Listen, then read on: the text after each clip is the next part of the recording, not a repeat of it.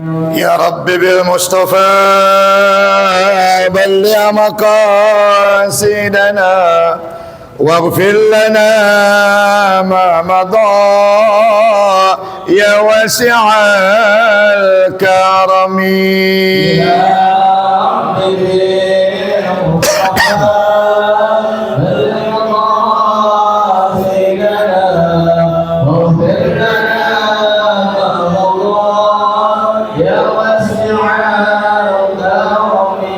بسيد الخلق سمس الحق معتسم محمد خير معصوم ومعتسم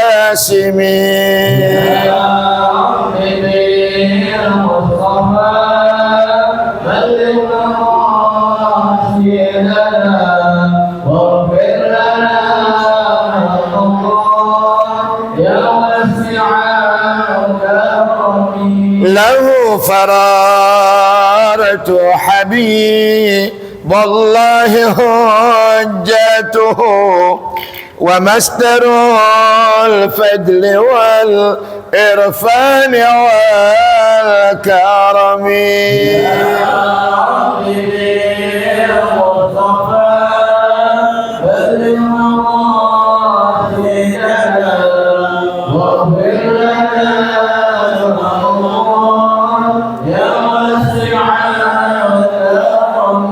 أصل الوجود وروح الكون بهجته زين الشمائل والآداب والسيم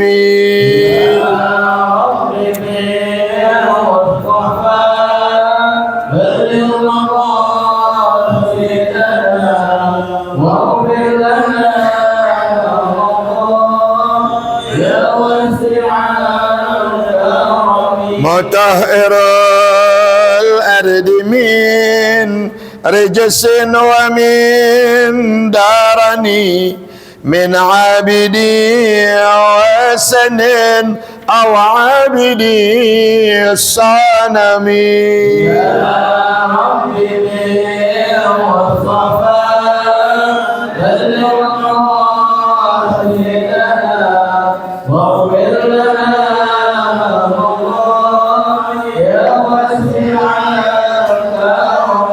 اللهم صل وسلم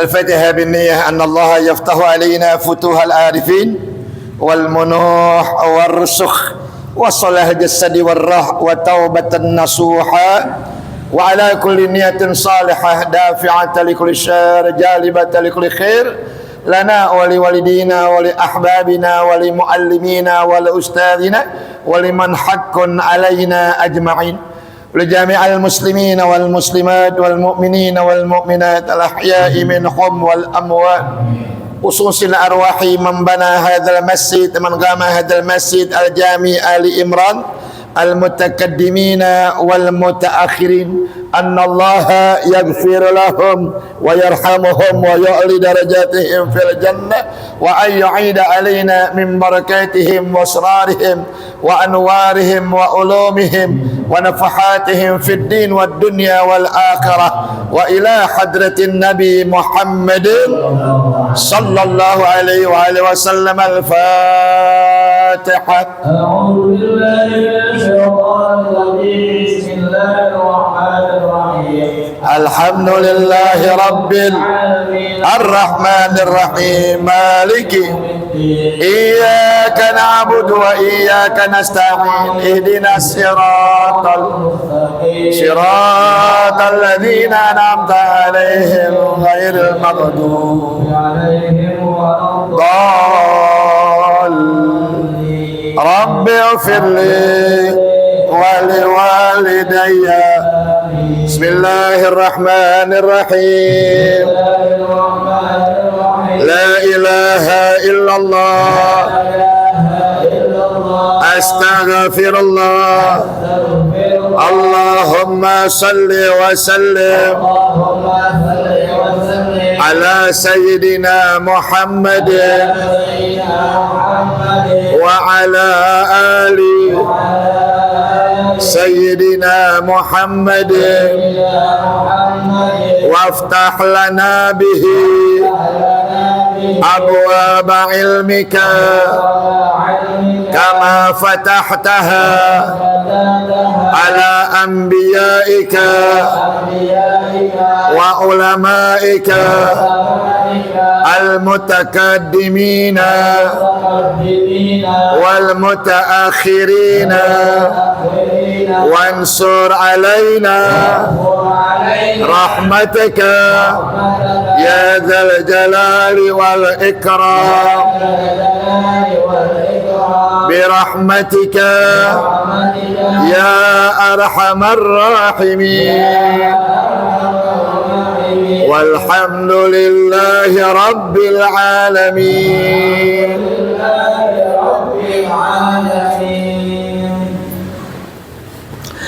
Bismillah walhamdulillah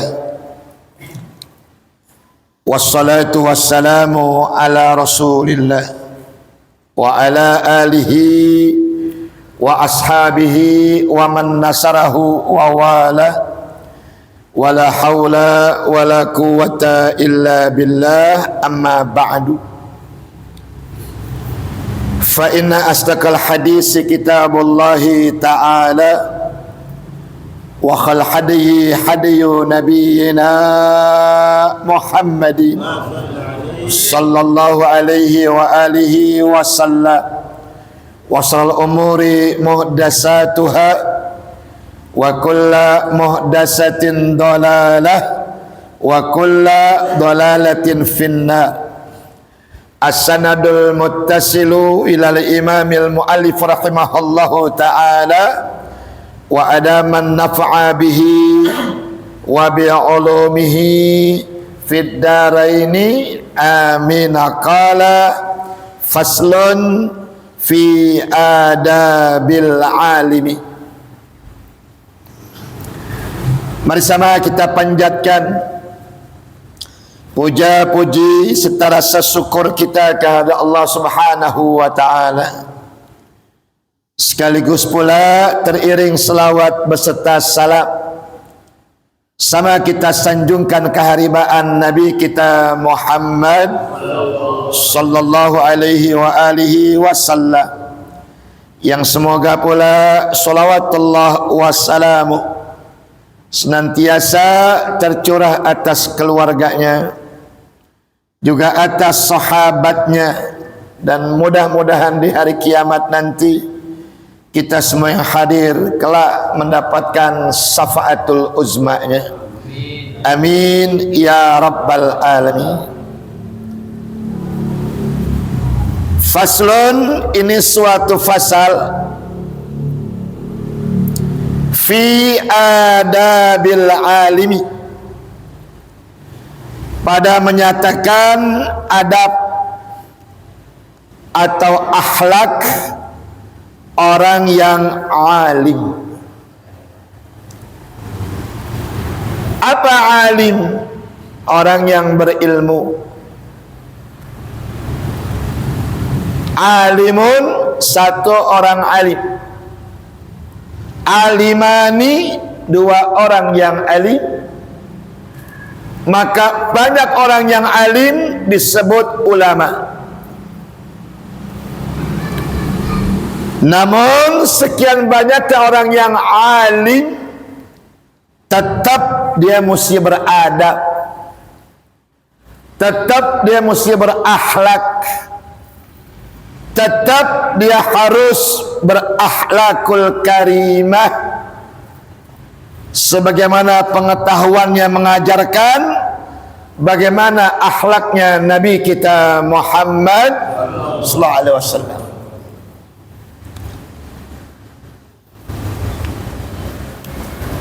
Bermula adab orang yang alim itu ada 17 perkara.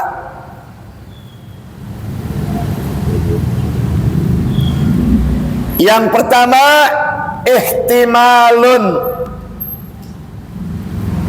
Apa arti ihtimalun?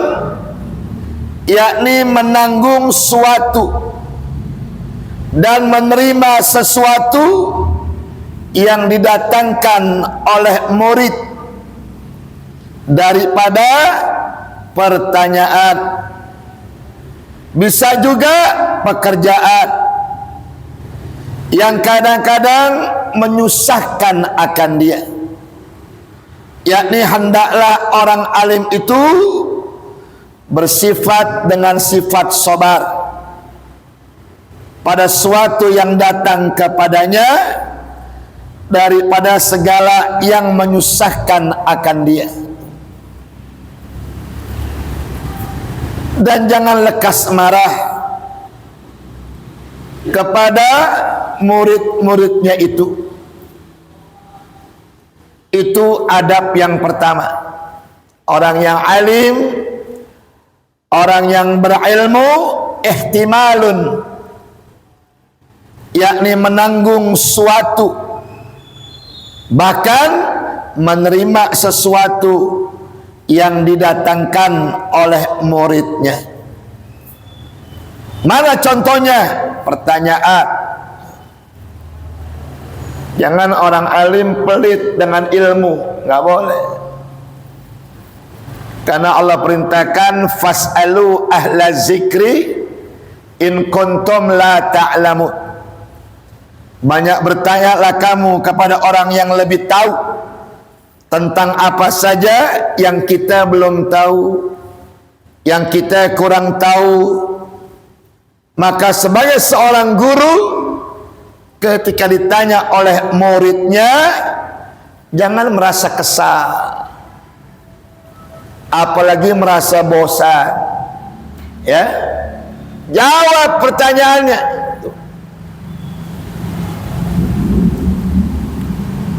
Bahkan kadang-kadang pekerjaan yang menyusahkan akan dia. Artinya ada masalah murid yang kadang-kadang si murid bersandar kepada gurunya. Kalau dia mampu, kalau dia sanggup, apa salahnya? Sebagai seorang guru juga merasakan penderitaan muridnya. Kalau bahasa kitanya, jangan mau enak sendiri gitu ya. Jangan mau enaknya sendiri. Tapi seorang guru itu siap menjawab pertanyaan muridnya, siap juga merasakan kesusahan yang dialami oleh muridnya. Yakni hendaklah seorang yang alim itu bersifat dengan sifat sabar pada sesuatu apa saja yang datang kepadanya, khususnya masalah-masalah yang bersifat dengan kesusahan akan dia. Jangan lekas marah akan muridnya itu, ya. Jadi kalau pemarah jangan jadi guru dah, gitu. Guru itu mesti sabar. Murid itu macam-macam sifatnya. Bahkan juga murid macam-macam daya tariknya. Ada yang cerdas bener. Ada nggak? Ada yang bodoh bener. Ada nggak? Ya, mesti sabar. Jangan suka membanding-bandingkan. Oh, enakan mah ngajar si ini nih, cepet dapatnya. Nih yang atuh nih, bobel bener, capek ngajarnya. Jangan. Guru nggak boleh bersifat seperti itu. Rasulullah nggak pernah membeda-bedakan umatnya. Ya, Rasulullah tidak pernah membeda-bedakan umatnya. Siapapun dia, kalau merupakan umatnya, tidak terkecuali. Makanya Nabi paling senang menyebut ummati, ummati, ummati.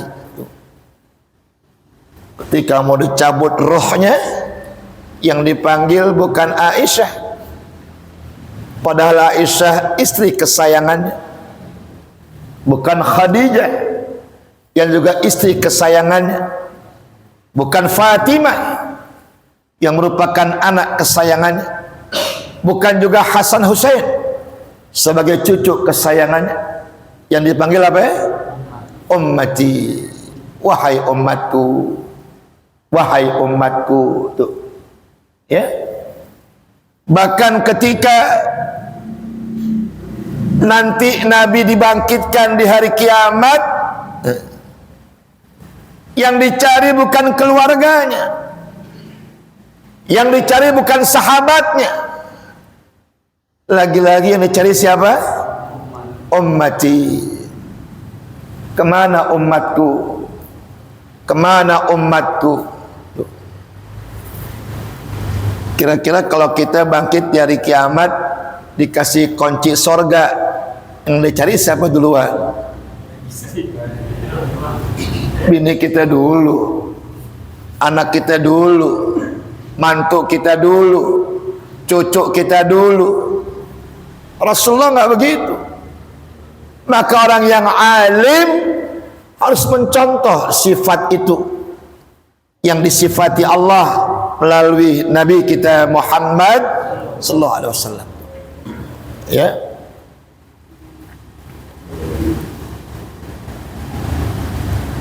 Banyak guru-guru kita di sawah besar pada khususnya ya, yang punya sifat-sifat tuh seperti itu. Salah satunya yang saya alami itu almarhum Kiai Haji Muhammad Ali Saman. Kalau kita ngaji sama beliau, nggak boleh beli kitab. Kitabnya dia fotokopi, dibagiin. Tuh. Kita tanya, Ustadz berapa nih biaya fotokopinya? Marah, nggak mau. Tuh. Setengah jam mau ngaji, dia ke dalam tuh. Kita nungguin di pengajian. Ngapain? Nyiapin makan buat muridnya. Tuh. Nyiapin makan buat muridnya. Ya, ayo makan dulu. Tuh. Udah makan baru kita suruh pulang. Ya, baru kita suruh pulang. Nah kita pernah tuh sama-sama murid nih, ngelihat kita punya guru tiap kali ngaji bikin makanan, kan gak enak juga ya. Ayo deh ngumpulin duit yuk, tiap ngaji kita kasih sama beliau gitu. Kita kumpulin tuh duit, habis ngaji kita kasih, kagak diterima ya, kagak diterima. Jadi sangat memudahkan belajar muridnya dan meringankan kesusahan muridnya itu. Ya. Yang kedua, guru saya juga almarhum Kiai Haji Abdullah Syafi'i. Ya. Kalau ngaji nih begini nih, pulang diongkos-ongkosin muridnya. Pulang muridnya diongkosin. Tuh. Nanti pulang kemana? Ke Jatinegara, Kiai. Naik apa? Angkot. Berapa duit pulang pergi? Sekian, digantiin. Ya. Cuman emang duitnya banyak. Kalau saya nggak mungkin. Duitnya emang banyak, gitu ya. Diongkosin. Ada lagi adalah Habib Hud bin Bagir Al-Attas di kampung Melayu tuh, ya. Kalau habis ngaji nih, tuh fakir miskin nungguin tuh di luar, pada minta-minta, tanpa terkecuali, mau orang tua ke, mau anak-anak ke, anak muda ke, dia minta gitu, ngemis kas. Itu. Karena begitulah sifatnya Nabi kita Muhammad sallallahu alaihi wasallam. Ya. Tidak pernah marah, nerima pertanyaan muridnya, bahkan kadang-kadang menanggung kesusahan muridnya. Ya. Terakhir tuh Al-Habib Omar bin Ahmad Al-Hamid almarhum tuh, ya, kalau muridnya jerat utang tuh, apalagi utangnya mengandung riba, ya, berapa utang ente, berapa bunganya tuh, dihitung tuh utang sok bunga depan mata saya tuh, 9 juta Habib, 9 juta dia masuk ke dalam, kasih tuh 9 juta. Cuman janji ya, nggak boleh ngutang lagi yang begituan. Tuh, ya, Rasulullah tuh begitu, ya, rela dia nggak makan, yang penting umatnya makan, rela dia mati demi umatnya, yang penting selamat. Tuh. Maka sifat orang alim seperti itu, menerima pertanyaan muridnya, membantu kesusahan muridnya, tidak pernah mengeluh akan muridnya, apalagi memaharahi akan muridnya. Kenapa? Ihtimalun, sifatnya itu menanggung, ya. Yang kedua, adab orang yang alim adalah al-zum atau azumul hilmi, yakni seyogyanya bagi orang yang alim itu bersifat dengan sifat hilmun, halim, bijaksana, ya, bijaksana, tiada lekas marah, baik ketika duduk sama yang cerdas ataupun duduk kepada yang kurang cerdas, sama saja, ya, dan nggak pernah memilih-milih dengan murid itu. Kadang-kadang ada guru tuh sama murid yang kaya, duitnya banyak, perhatian bener tuh, ya. Tapi kalau muridnya orang nggak punya, ya, kalau bahasa Jakarta bilang duitnya cekak, ya, kadang-kadang nggak perhatian. Kalau cium tangan orang-orang yang mampu, yang kaya, ayo bolak-balik dicium tangan. Tapi dicium tangannya sama orang yang nggak punya aja ditarik. Orang nanya sama saya, Ustadz, kalau saya cium tangan sama dia, tangan saya ditarik. Saya bilang, mungkin dia nggak mau dihormatin, saking tawaduknya. Tapi yang depan saya, Pak Ustadz, cium tangannya bolak-balik dikasih. Kok saya kagak? Tuh, nyinggung perasaan murid, ya. Nggak boleh seorang guru bersifat seperti itu, ya. Tidak boleh seorang guru bersifat seperti itu, membeda-bedakan muridnya, apalagi membanding-bandingkan muridnya. Allah, ya.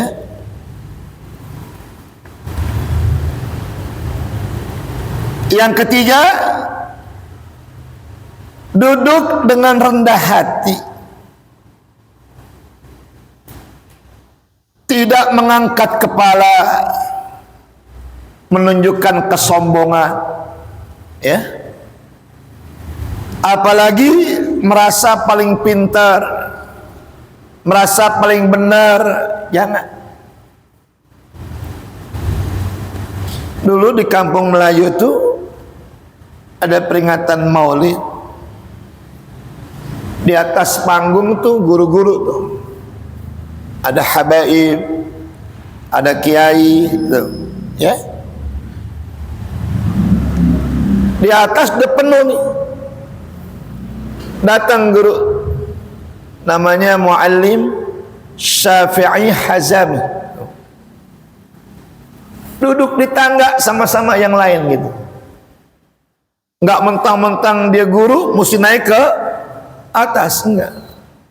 Apalagi dia lihat di atas sudah penuh, duduk bawah. Nah guru-guru yang lain nih ngelihat ada guru duduk di bawah, merasa bagaimana gitu ya. Mereka turun tuh, minta muallim naik ke atas. Hanya karena diminta, baru beliau naik. Artinya tidak mau terlalu dihormati, ya. Apalagi maaf udah menyangkut masalah amplop, aduh, riskan, ya, sangat riskan. Gitu. Kok ceramah segini? Ini mah khutbah Jumat. Misalkan ya, kok segini nih? Ini mah pengajian mingguan, gitu. Jangan. Ya, nauzubillah. Apalagi kalau sampai terjadi, maaf ya, tawar menawar gitu. Ya, tawar menawar. Pakai uang muka, pakai DP. Cis kayak beli tanah, ya, nggak ada lah Islam gitu. Ayatnya mana? Wala tashtaru bi ayati samanan qalilah. Jangan sekali-kali kau jual ayat-ayatku, kata Allah, dengan harga yang sangat murah. Maksudnya ayat-ayat Allah hanya bisa dibeli dengan surganya Allah, nggak bisa dibeli dengan harga dunia, nggak bisa. Ya, jual beli ilmu namanya. Nauzubillah. Dalam Islam nggak diperbolehkan. Ya.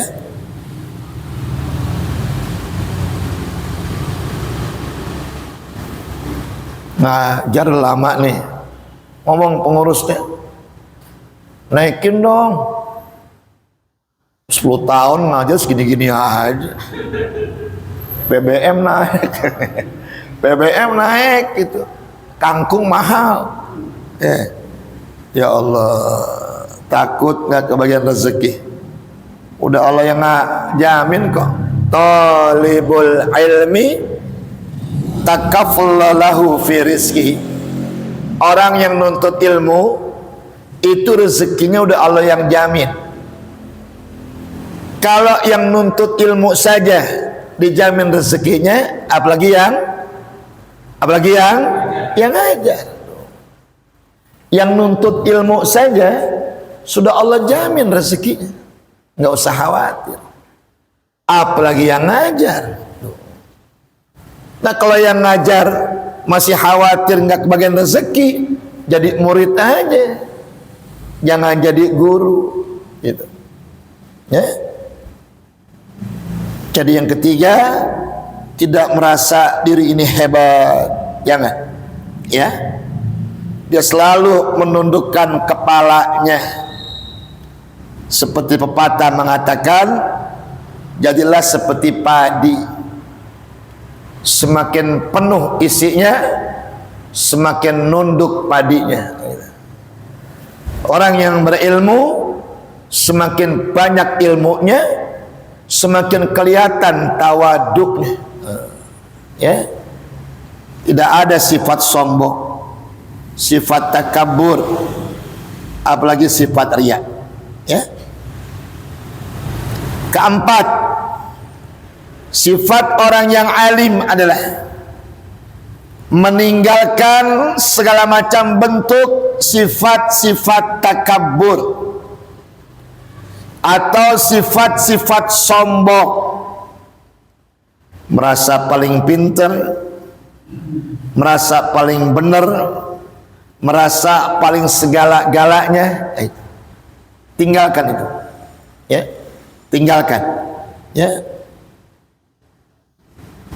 Atas kalian hamba Allah Ta'ala, yakni kepada sesama hambanya Allah, melainkan kecuali sombong atas orang yang zalim itu diperbolehkan.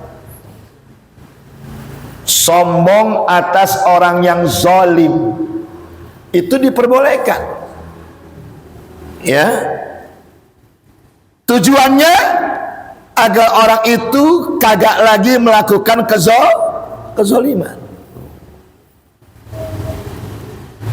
Kayak contoh, sekarang lagi rame ribut soal nasab. Sebetulnya para habib itu sampai enggak sih silsilahnya kepada Nabi kita Muhammad sallallahu alaihi wasallam? Tuh. Kalau nggak tahu ilmunya jangan ngomong, mendingan diam daripada salah ngomong. Tuh. Ya, karena para habaib itu sudah ada wadahnya, namanya Rabi'atul Alawiyin, yang tahu siapa orang-orang yang silsilah kehabibannya sampai kepada Nabi kita Muhammad sallallahu alaihi wasallam. Ya, jangan melalui prasangka, apalagi menafsirkan Quran seenaknya sendiri. Ada kaidah ilmu tafsir mengatakan, siapa orang menafsirkan Quran merasa benar, itu udah dosa. Sekali lagi nih, siapa orang menafsirkan Quran merasa udah benar, itu merupakan dosa. Makanya kalau orang-orang menyampaikan ayat suci Al-Quran, selalu di ujungnya diucapkan wallahu a'lam bissawab, begitu. Nggak boleh kita mentafsirkan Quran merasa kita benar, nggak boleh.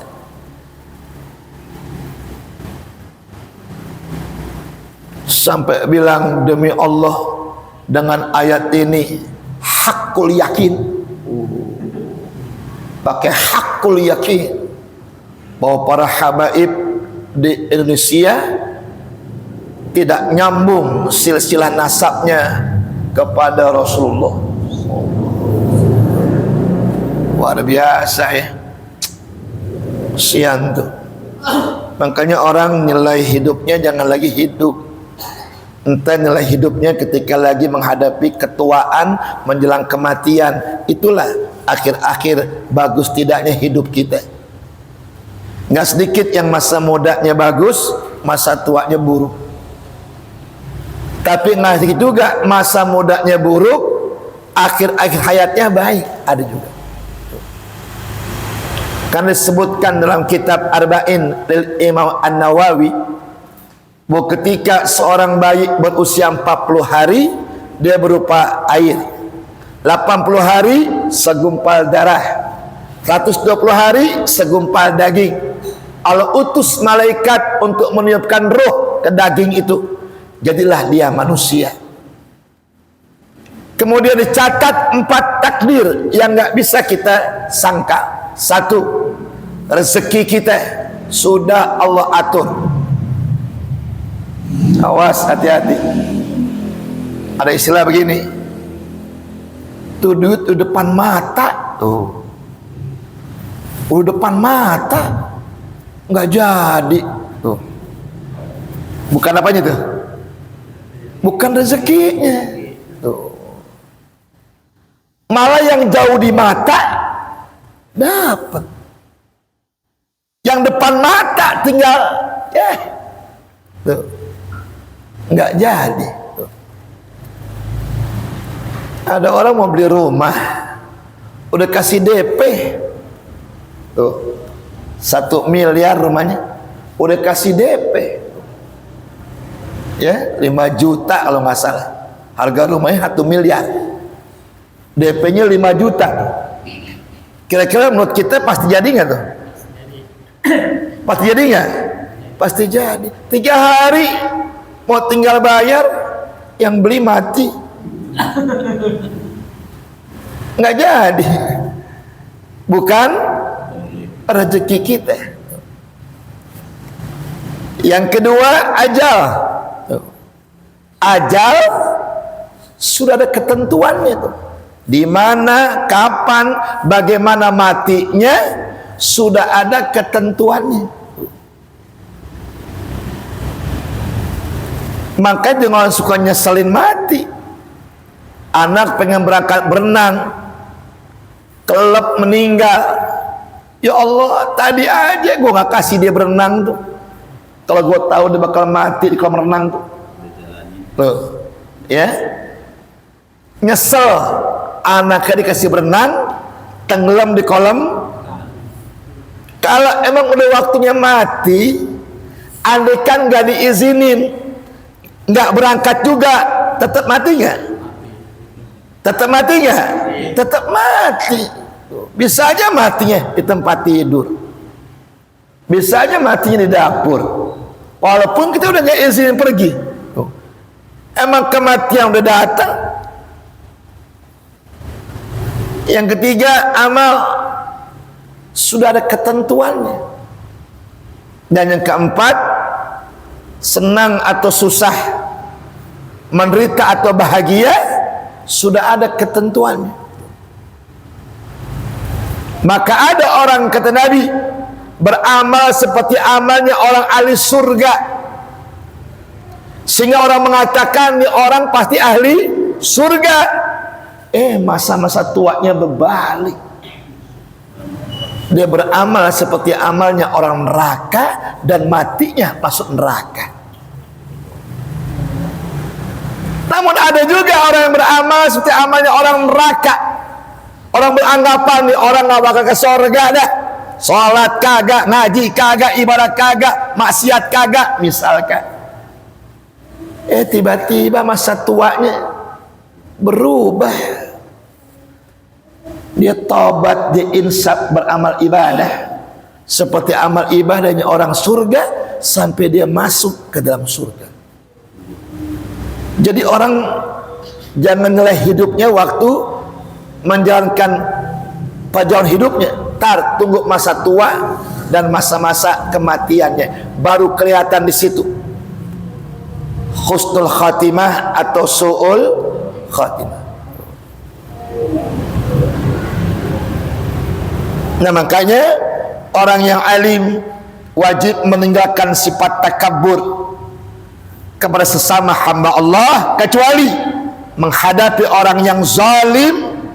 Tujuannya agar orang yang zalim itu tidak lagi berbuat kezaliman. Boleh, nggak apa-apa. Mau adu ilmu, ya, bawa kitab masing-masing. Kita bawa kitab, dia bawa kitab. Ayo dialog ilmiah. Tuh, boleh, nggak apa-apa. Sombongkan ilmu kita sama orang yang sombong. Tuh. Sombong lawan sombong sunnah dan berpahala tuh, ya, berpahala tuh. Sombong lawan sombong berpahala. Pas datengin kabur, mana orang yang nggak ada, ya. Terakhir yang kelima, orang yang alim memilih tawadhu', yakni merendahkan hatinya ketika berkumpul dengan orang banyak, ya. Jangan menonjolkan, ya, tapi merendahkan hatinya di tengah-tengah orang banyak, apalagi ada di majlis yang begitu kumpul orang banyak. Maka jangan kita menunjukkan sombongnya kita, takaburnya kita, ya, kecongkakan kita itu tidak dicontohkan melalui akhlaknya Nabi kita Muhammad sallallahu alaihi wasallam, ya. Wallahu a'lam bissawab, ya. 5 dulu ya, yang banyak-banyak. Jadi yang pertama, orang alim bersifat ihtimal, siap menjawab pertanyaan muridnya, bahkan siap juga merasakan penderitaan muridnya, ya. Tidak memilih-milih, tidak membeda-bedakan, semua muridnya di matanya sama. Yang membedakannya adalah ketakwaannya kepada Allah, ya. Ketakwaannya kepada Allah. Yang kedua, azumul hilmi, bersifat halim, yakni bijaksana, ya. Bijaksana, tidak pemarah, ya, tidak emosi dan sebagainya, ya. Ketiga, duduk dengan hikmah, yakni berkelakuan dengan menundukkan kepala, bukan mengangkat kepala. Dan keempat, meninggalkan takabur sesama hambanya Allah, melainkan terhadap orang yang zalim. Tujuannya untuk mencegah agar orang itu tidak berbuat zalim lagi. Dan kelima, memilih tawadhu', yakni merendahkan hatinya ketika di tengah-tengah orang banyak, wabil khusus di majlis-majlis yang orang begitu banyak. Wallahu a'lam bissawab. Ada pertanyaan mungkin? Silakan kalau ada pertanyaan. Sekarang tengah berapa? 8. Ada pertanyaan mungkin dari jamaah?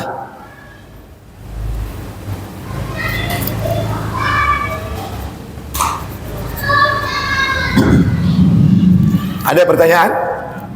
Ya jamaah? Nggak ada? Kalau nggak ada, kita masuk hadis ya.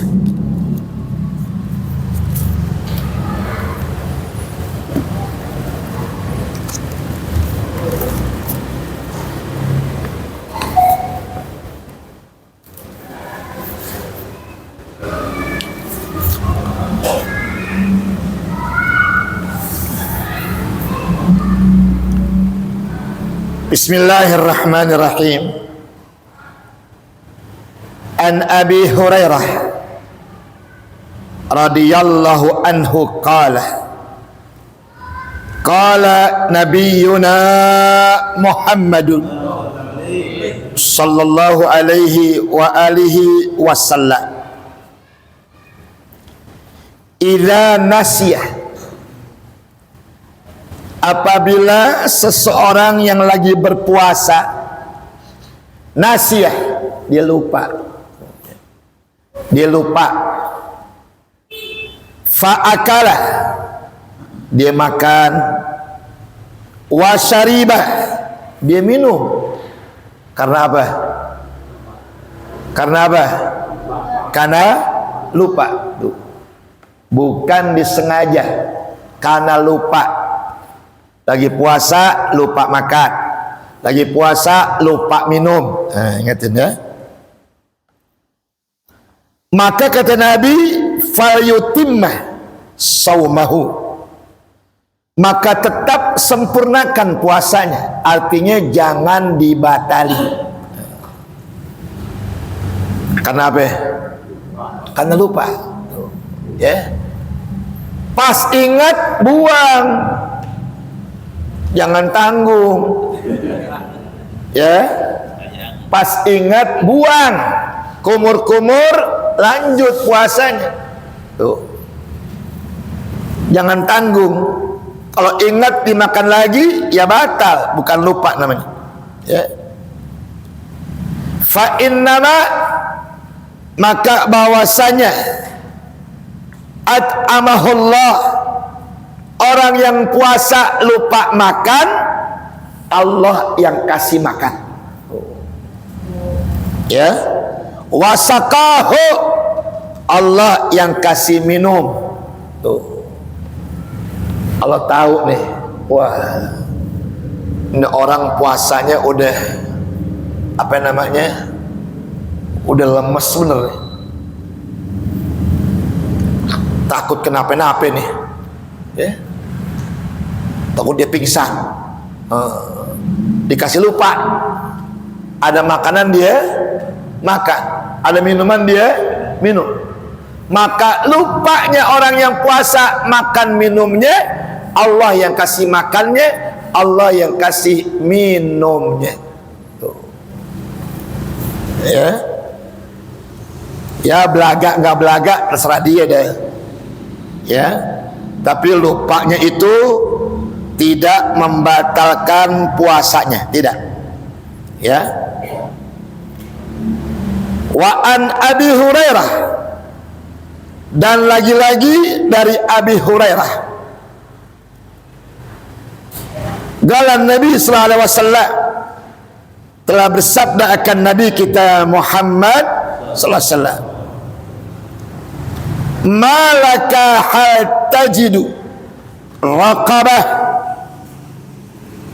ta'tikuha, qala la, qala fahal tastati'u an tasuma sahraini mutatabi'aini, qala la, faqala fahal tajidu it'am sittina miskinan, qala la, famakasa indan Nabi sallallahu alaihi wa alihi wasallam, fabainana nahnu ala zalika utiyan Nabi sallallahu alaihi wasallam bi arakati fihi tamar, qala aina sa'il, faqala ana, qala khuz hadha fatasaddaq bihi, faqala ar-rajulu ala faqara minni ya Rasulullah, fa wallahi ma bainala yat'iha yuridul hatain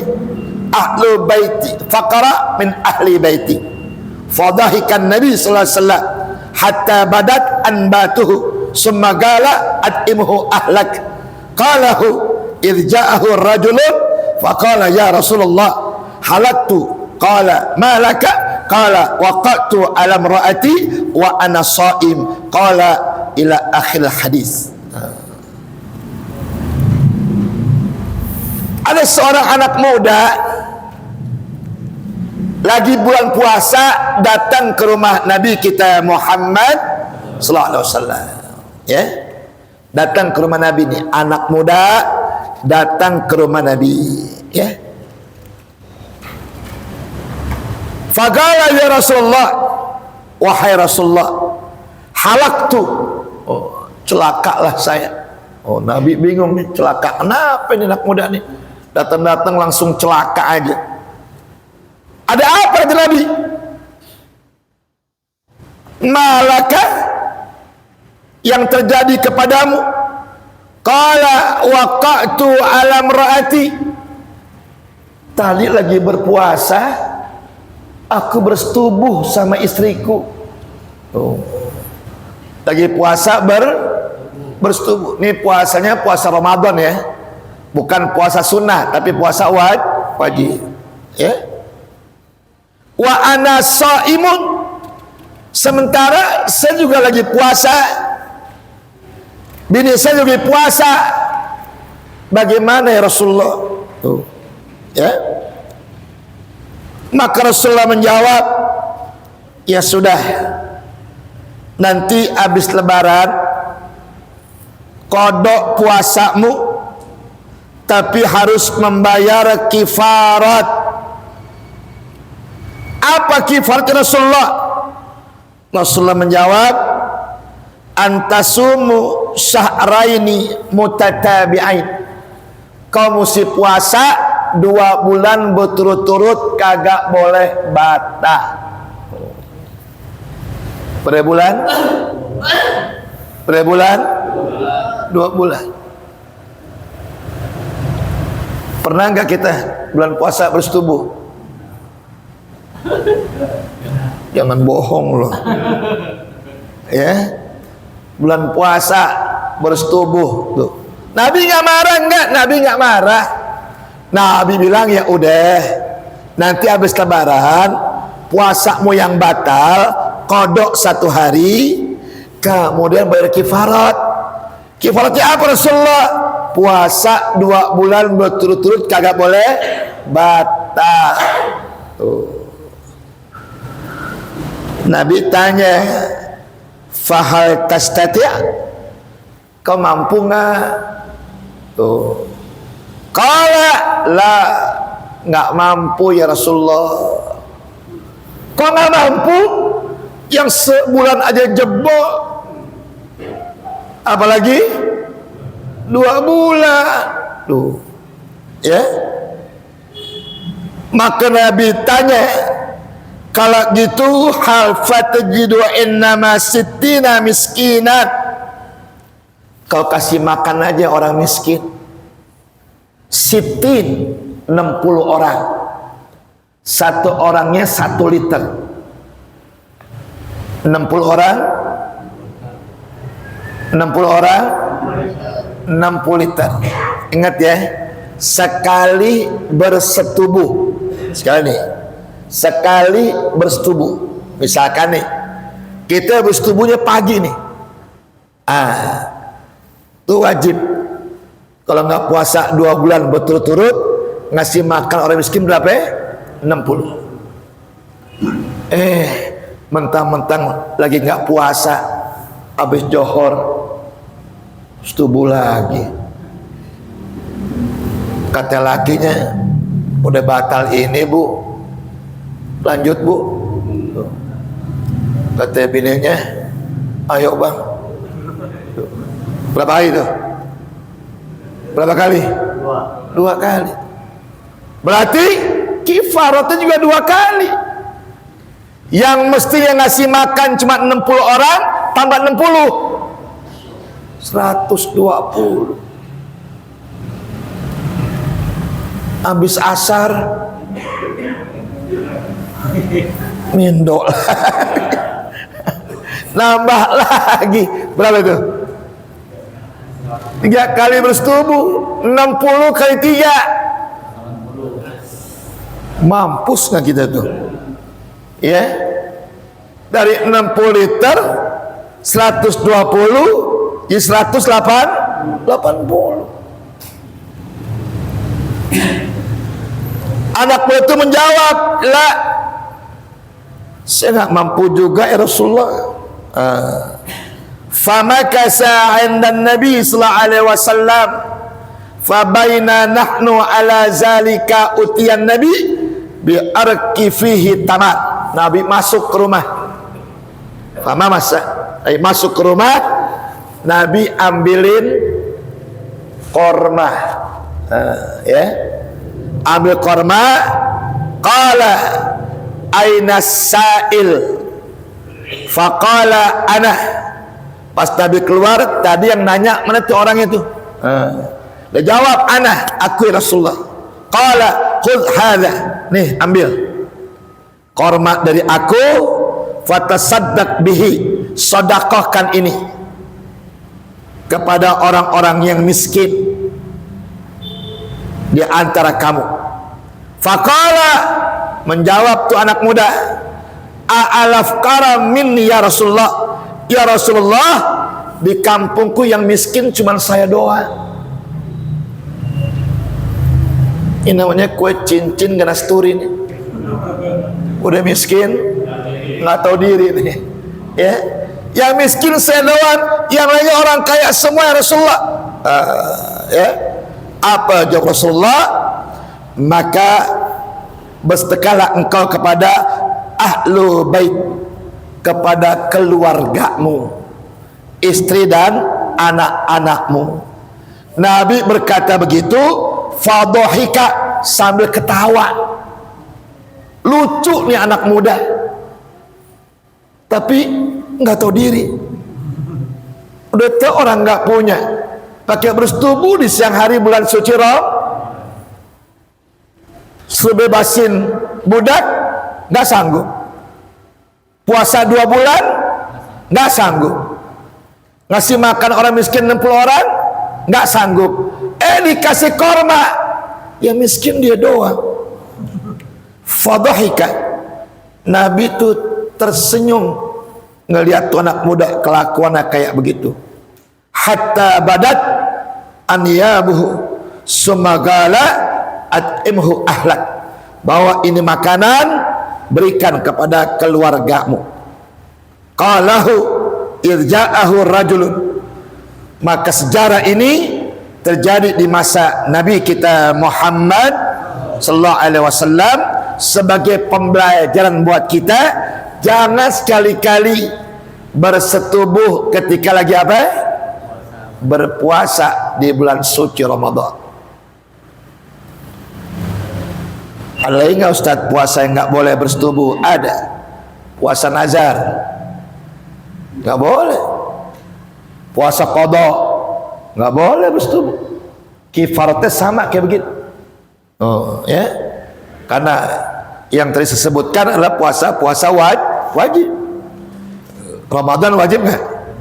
Nazar wajib. Qada wajib. Jangan dibatalin gara-gara bersetubuh. Ya. Oke, Sayyidina Ali itu puasanya jarang di rumah. Kenapa? Nggak tahan kalau ngeliat mukanya Siti Fatimah yang begitu cantiknya. Tuh. Jadi kalau puasa beliau itikaf di masjid. Belajar maghrib buru-buru dia pulang. Tuh, ya. Ada mengatakan pas pulang dibuka maghrib, dibuka juga Fatimah. Boleh nggak? Orang bininya, ya, orang bininya, ya. Terakhir, an Aisyah radhiyallahu anha wa radhaha.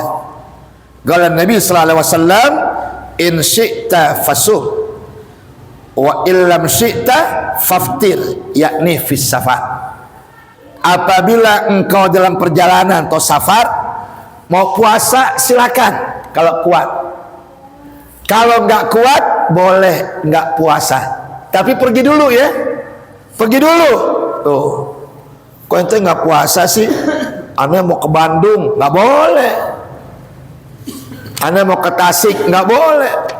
Pergi dulu ke Bandung, pergi dulu ke Tasik, di tengah jalan nggak kuat, buka. Karena ayatnya faman kana maridon, jika ada orang berpuasa sakit, begitu maksudnya. Jangan nggak puasa takut sakit, itu nggak boleh. Kalau ente nggak puasa sih, Anda punya emak takut kambuh, nggak boleh. Puasa dulu. Ketika ada tanda-tanda emahnya bakal kambuh, batalin. Begitu maksudnya tuh. Paham gak nih? Kalau kita nggak puasa, Anda mau pergi, tuh kemana? Cengkareng. Oh dekat amat. Cengkareng mah nggak Sapar ya. Sapar itu 86 kilometer. Itu namanya Sapar. Kalau dari Kartini ke Cengkareng bukannya Sapar, ya, lancong namanya, ya, mau namuk doang sebentar gitu ya. Wallahu a'lam bissawab. Sebelum saya tutup, ada pertanyaan? Mungkin?